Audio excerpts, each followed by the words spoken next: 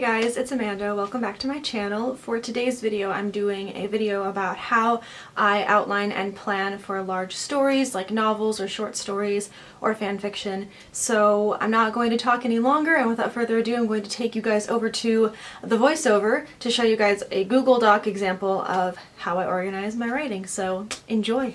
So this is an example of my typical outlining workflow, and for an example, I am using the outline to a fan work that I started last year and have since finished.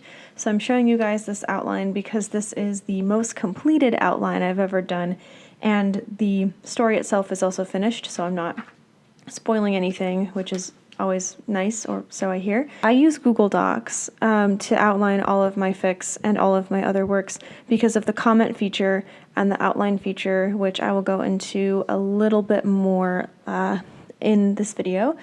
The first thing that I do when I'm outlining is I decide how the chapters are going to be split up. Usually at this point I have a vague idea of how many chapters there are going to be, so I go ahead and I outline them and include chapter titles or any other defining characteristics of the chapter. So like you'll see, for example, in this outline I choose the month that I want the chapter to be set in, and then I also denote the poem snippet that I am assigning to the chapter. If you guys have come here from my Tumblr, then you know that one of my brands seems to be assigning Richard Sykin poems to my fan works, and so whenever I'm assigning part of a poem to a chapter, I like to assign it that way. But maybe your assignment for your chapter is a quote that fits, or some other sort of defining characteristic that is the theme for the whole chapter, and whether or not you're including it in the actual story, putting it up here would be a really good way to denote that.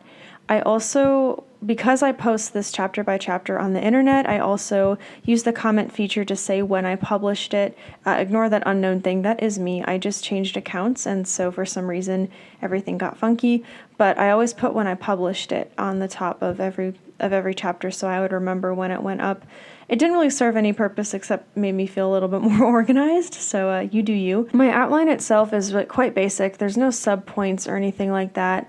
When I'm outlining, I'm kind of trying to capture the vibe of a story that I'm going for in the way that I write, you know? So if I'm trying to write like a soft, lazy scene, then the way that I write is going to be more soft and lazy, whereas if I'm writing something that's a bit more sharp and choppy, then it's going to be reflected in the way that my outline is, and that's mostly so that I remember kind of like the spirit of the chapter, not just the letter of it. That helps me kind of remember when I come back, even if I'm not in like the same mood that I was when I was recording all of this in my outline, I still have like that realistic callback to what I was feeling at the time, and so I can be like, oh, okay, I was going for this, so I'm gonna write it this way. I use the comment feature on Google Docs for any sort of plot-related dialogue or story-related description or anything that is going to be part of the story word for word, but I don't want to forget. So I will like highlight the action, like you can see here. I highlighted the action,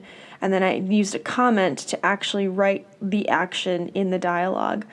And especially as someone who I've had like document upon document of snippets and dialogue and concepts that I wanted to include in my story, and then they just kind of faded out of view. This is where I put all of that to avoid that happening, and then when I'm drafting, I can literally just like copy and paste from this comment into the actual story. That is the best thing that has ever happened to me outlining wise, is using that comment feature. If you have Microsoft Word, it does it too. If you have Pages, that feature is there too. I like using Google Docs because it's cloud-based, and so I can go back and I can check on it from my phone or my tablet or even on my computer if I don't have internet, which is really nice. But if you prefer using Microsoft Word or Pages or any other sort of word processing software, chances are pretty great that there's going to be a comment feature. That helps me stay organized, and it makes me feel a lot less scattered, because outlining is about feeling a little bit less scattered. The other thing I would recommend using Google Docs for is enabling the outline module on the side. I like this because it enables me to jump back and forth, especially if you're going back in your outline if you have a longer work like this, I mean, 9 chapters is nowhere near as long as some of the works I'm sure you guys will be creating.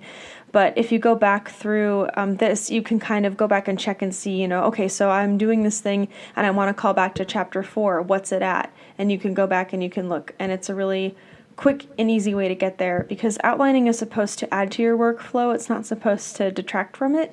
And so by doing that, you're contributing to your future self and your future self's success when you're outlining. And that has really helped me maintain my sanity when I'm outlining. And a lot of times I get a little bit more elaborate with outlining than this. My points are like the main moments going on, and then like for my original novel that I'm working on, I have 7 characters, and every chapter is told from a different character's perspective, kind of like a revolving door style thing. And so in the main point, I'll denote whatever the 1 or 2 main characters are doing, and then in like a sub point, I'll say, oh, and by the way, this is what so-and-so is doing in the background, or this is like the rising action happening, or this is how this ties into this other character's storyline. It gets really like complicated, but it makes sense to me. I try not to make my outlines too elaborate, because at the end of the day, the outline is supposed to work for me, and I know that if an outline is too complicated, when I'm trying to work on my novel like super late at night, or when I'm not like super with it because brain fog, and I go to a really complicated outline, it's not going to make me want to do it. So I try to keep it simple. It's basically just like an organized brain dump, but that is how I outline. Alright guys, so that was it for this video. I hope you enjoyed it. Please excuse this background. I'm in the process of figuring out how my room works now that I have a ring light, which is awesome, but also like super bright. I'm kind of dying right now. Gotta get used to that. But anyway, I hope you guys like this video. Please subscribe if you haven't already. I post new videos twice weekly, and I'm hoping to keep that up even when school starts again, so keep your fingers crossed for me. My next video is going to be a tour through my bullet journal, so if you want to see what I've been doing this year in that journal, stay tuned for that. Don't forget to give me a thumbs up and leave me a comment. Let me know what you think. I'd love to hear from you. I'll talk to you guys soon. Bye!